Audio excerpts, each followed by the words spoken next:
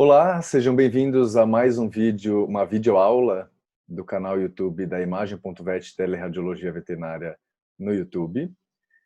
Como vocês sabem, estamos em isolamento social, ainda que alguns serviços estejam voltando, estamos por segurança evitando nos reunir na sala de raio-x para fazer novos vídeos.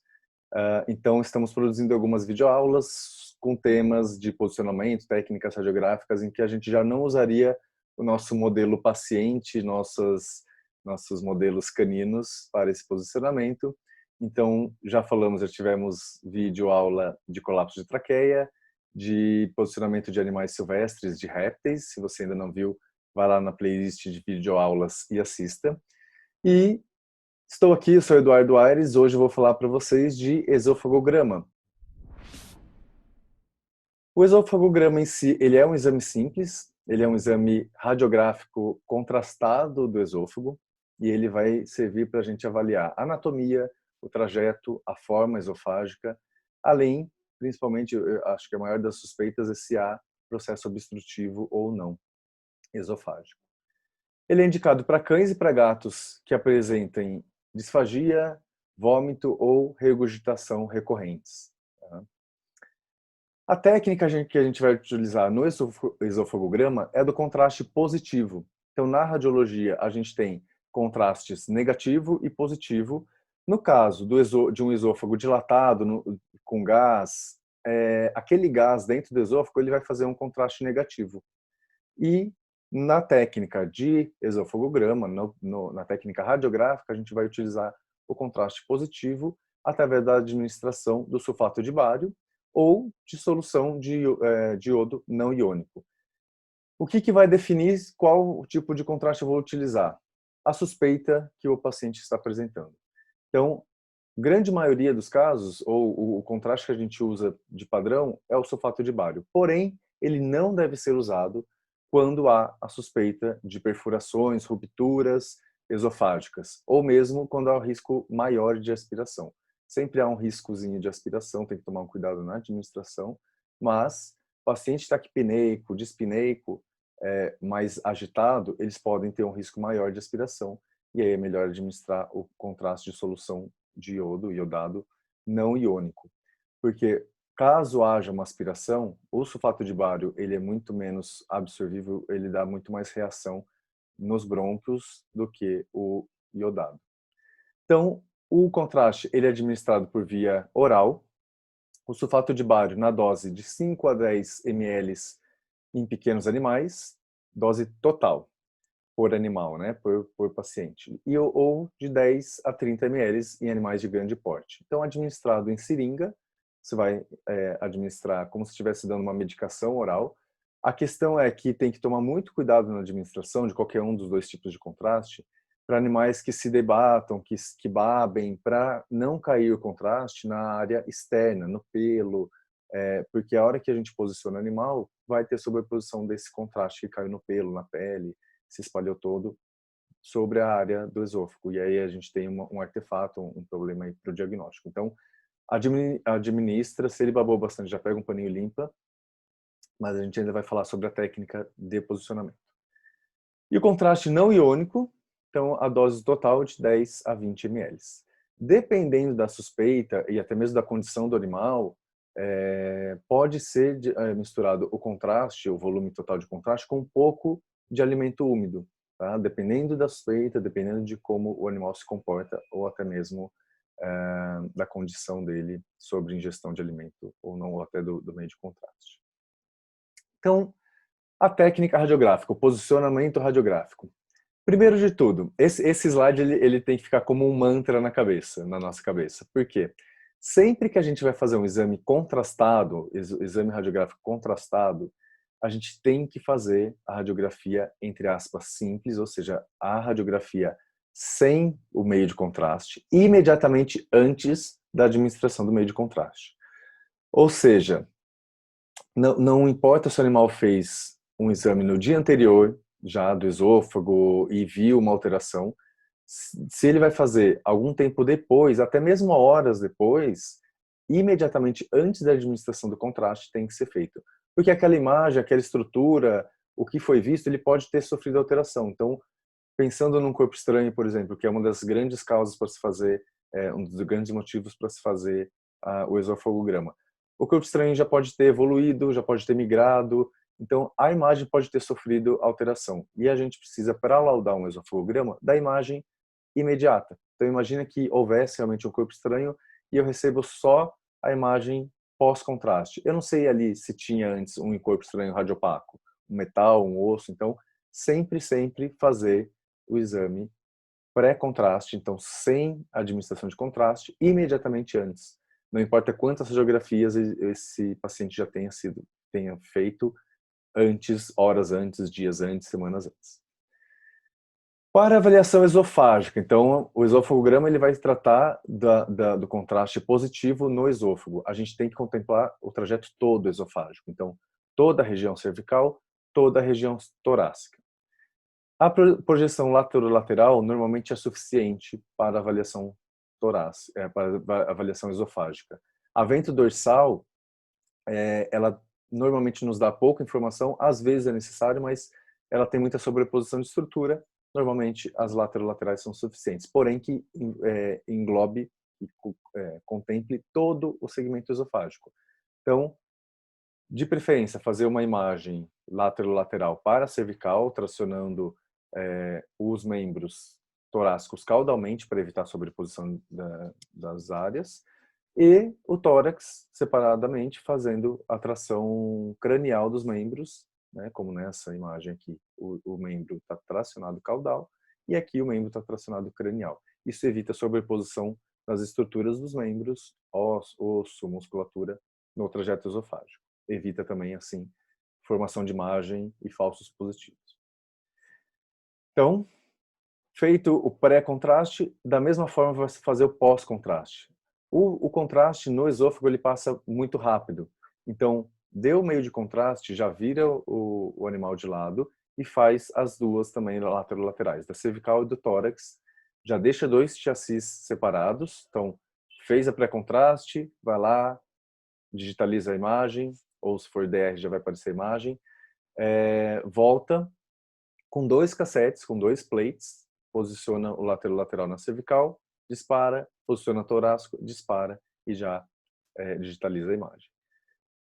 Caso seja necessário, vai repetir essas mesmas imagens como um exame sequencial, como um exame de mais do que uma sequência de imagem para a gente tentar ver se a imagem muda nos posicionamentos seguintes. E quando que é o caso de repetir? Quando que é o caso necessário? Então, quando não houver evolução do meio de contraste, então você administrou o meio de contraste e ele parou em determinado ponto do esôfago, parou todo o contraste, não evoluiu nada. Ou quando tem parte do contraste retida, evoluiu uma parte, porém outra ficou ali uma saculação, uma área de acúmulo de contraste. Nos próximos slides eu vou mostrar o que a gente espera de um exame normal e quando há essa retenção ou essa ausência de evolução.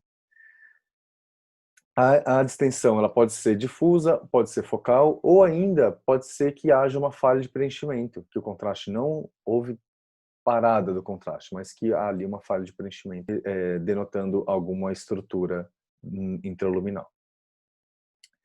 Então aqui a gente tem a imagem radiográfica pré-contraste.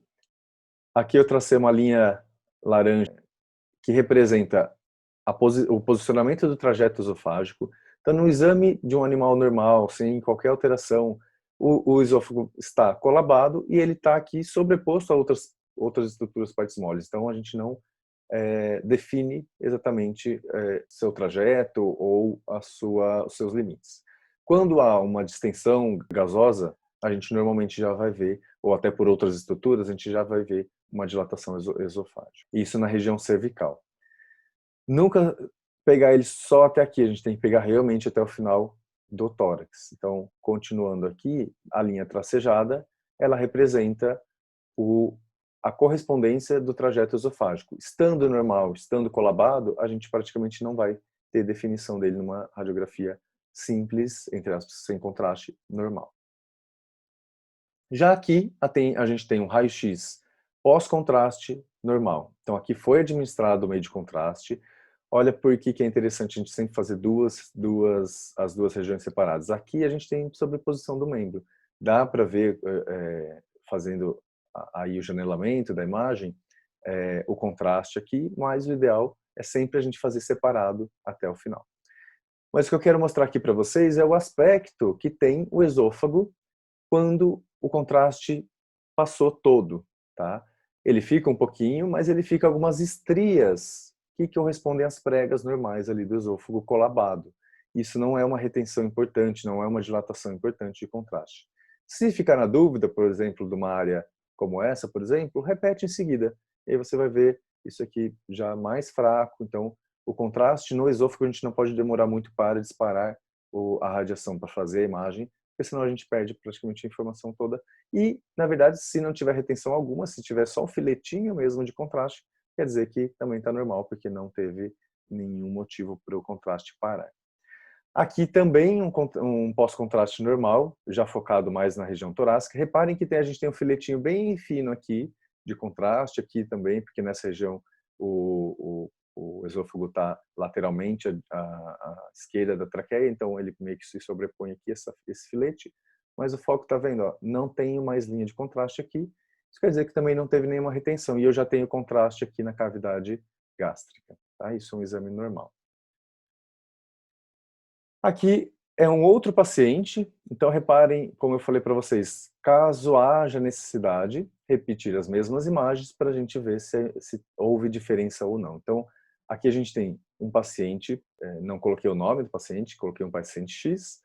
Às 14h39 foi administrado o meio de contraste, a gente já vê uma quantidade no esôfago, perdão, na cavidade gástrica, então o contraste está passando, porém a gente vê as linhas paralelas aqui do pregamento, como eu comentei, e aqui a gente tem bem na entrada do tórax uma área de dilatação.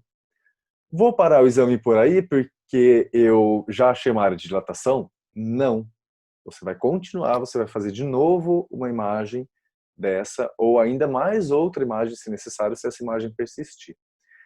Isso porque esse é o mesmo paciente 1 minuto depois, focado agora um pouquinho mais no esôfago, até porque havia uma dilataçãozinha aqui, uma retenção de contraste. Só que reparem que a gente tem as linhas do pregamento apenas. Então isso aqui está normal, um exame normal. Provavelmente o que a gente tem nesta imagem é uma areazinha durante a deglutição, durante o peristaltismo aqui, o movimento de passagem do contraste, mas não algo que reteve. Se tivesse retido, ainda assim manteria o mesmo aspecto. Ainda o mesmo animal, então foi focado na cervical e posteriormente aqui no tórax. E a gente vê a continuidade, então a gente vê que não tem nenhuma estrutura que possa estar aqui parada. Mais um pouquinho de contraste no estômago. Aqui um outro paciente, reparem nessa imagem pré-contraste, que a gente tem uma dilatação esofágica, aqui a gente tem um conteúdo heterogêneo, um pouco radiopaco, um pouco de gás delimitando esse conteúdo, mas aqui a gente tem praticamente um conteúdo heterogêneo fazendo quase que uma saculação. No posterior, aqui na região mais caudal torácica, a gente não vê nenhuma dilatação. Fazendo o meio de contraste, a gente viu aqui a retenção praticamente total do meio de contraste. Então, neste ponto, na altura aqui da base cardíaca, não houve progressão. A gente não tem aqui na cavidade gástrica nem um pouco de meio de contraste. Então, houve uma retenção total.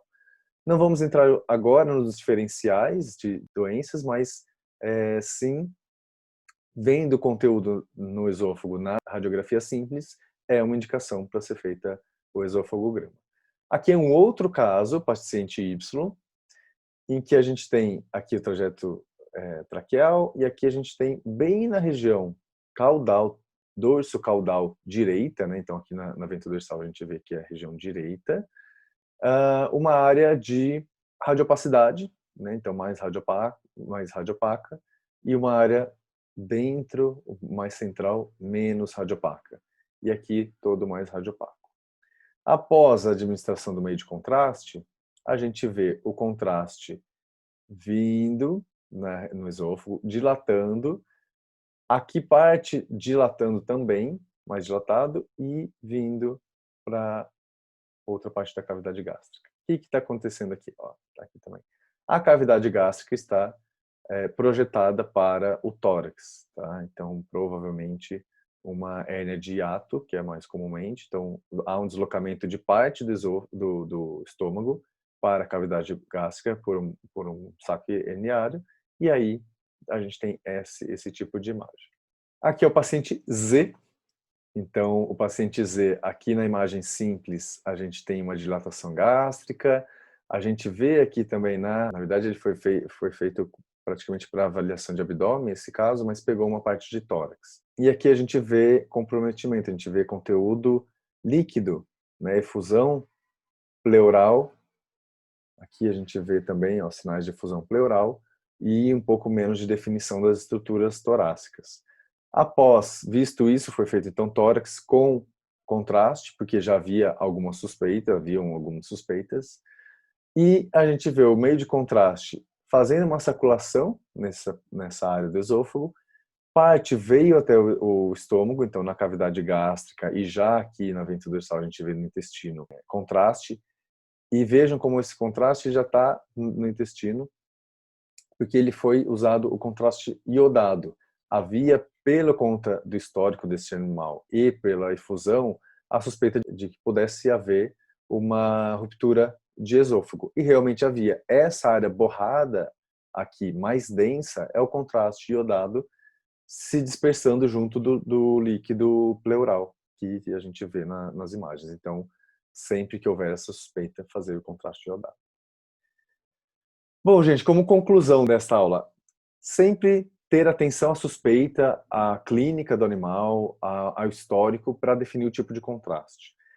Tendo suspeita de ruptura, possibilidade de ruptura de esôfago, fazer o contraste à base de iodo. Sempre, sempre, sempre fazer o exame radiográfico simples, ou seja, sem contraste, antes de administrar o contraste, imediatamente. E fazer o raio-x logo após a administração de contraste, porque o contraste no esôfago ele passa muito rápido, estando normal. Repetir as projeções se necessário. Então aqui eu dei alguns exemplos de quando a necessidade, qual é o espectro da imagem, caso tenha uma retenção. Havendo retenção, repete, repetindo essa retenção mais uma ou duas vezes, aí a gente confirma que tem exatamente uma retenção por algum corpo estranho, alguma dilatação, alguma coisa nesse sentido. É isso, é um exame simples, não precisa ter medo, é só você tentar a técnica, a quantidade de contraste, vai ser sucesso fazer. Se você gostou desse vídeo, dá um like aqui no vídeo, inscreva-se no canal, compartilhe com esse vídeo com quem você acha que possa ter interesse nesse conteúdo e visite também as nossas outras plataformas, nossas outras redes sociais. Estamos à disposição. Um grande abraço, se cuidem, fiquem bem. Até a próxima.